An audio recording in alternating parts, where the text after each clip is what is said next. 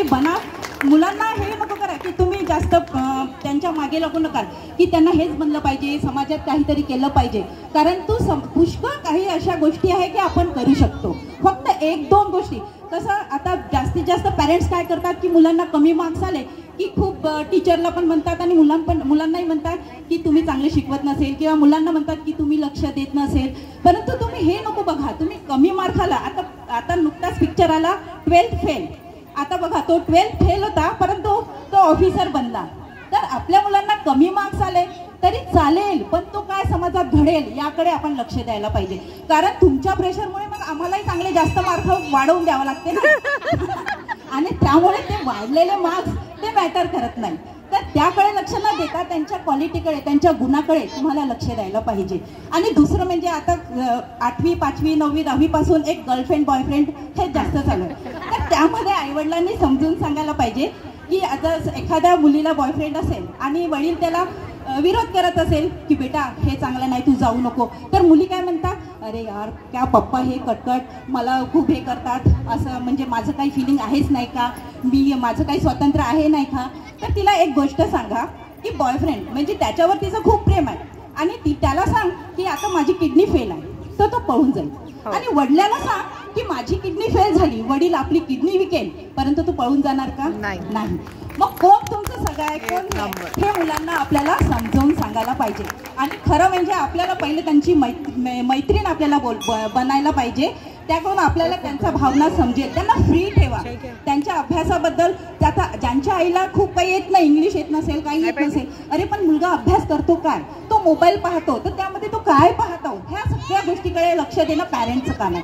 कारण तो शाळेत जेवढा वेळ आहे त्याच्यानंतर तो घरीच असतो ना. तर पॅरेंट्सला पण पाहायला पाहिजे की तो काय करत आहे, कशात इंटरेस्ट आहे. तो म्हणते की मोबाईलवर ऑनलाईन क्लास सुरू आहे आणि काय बघत आहे तिथे.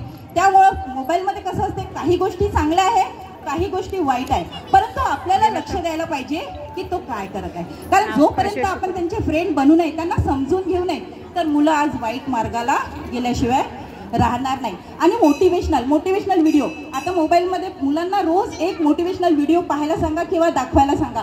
तेच त्यांचं लाईफ चेंज करेल. कारण सक्सेस आहे, सक्सेस ठेवायचं आहे की आपल्याला सक्सेसच्या मागे धावायचं नाही, की आपल्याला असं बनायचं आहे की सक्सेस आपल्या मागे धावला पाहिजे.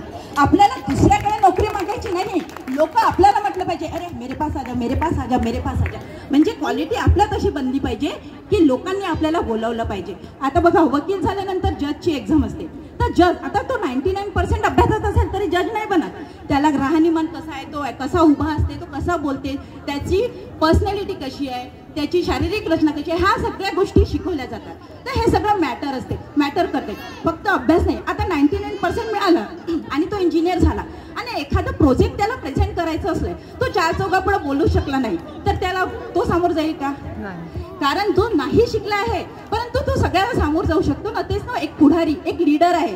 परंतु ते लीडर खूप शिकलेला नसतो, तो कोणता कोर्स करत नाही, परंतु 2000 लोकांना शांत करण्याची ताकद त्याच्यात असतो.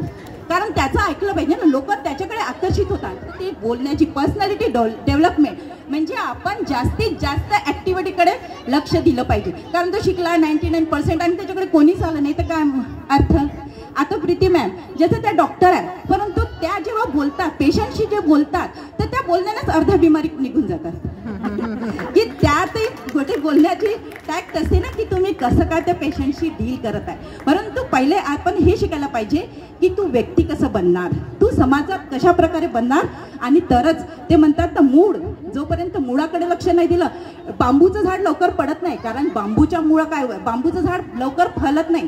कारण बांबूचं झाड नेहमी आपल्या मुळाकडे लक्ष देतो आणि त्याची मूळ जमिनीत एवढ्या जातात की खूपही वादळ आलं तरी ते कोसळत नाही. परंतु चाफ्याचं झाड काय असतं, त्याची मूळ खूप कमी असते आणि ते खूप सुंदर बहरते, परंतु एखादं वादळ आलं की ते कोसळते.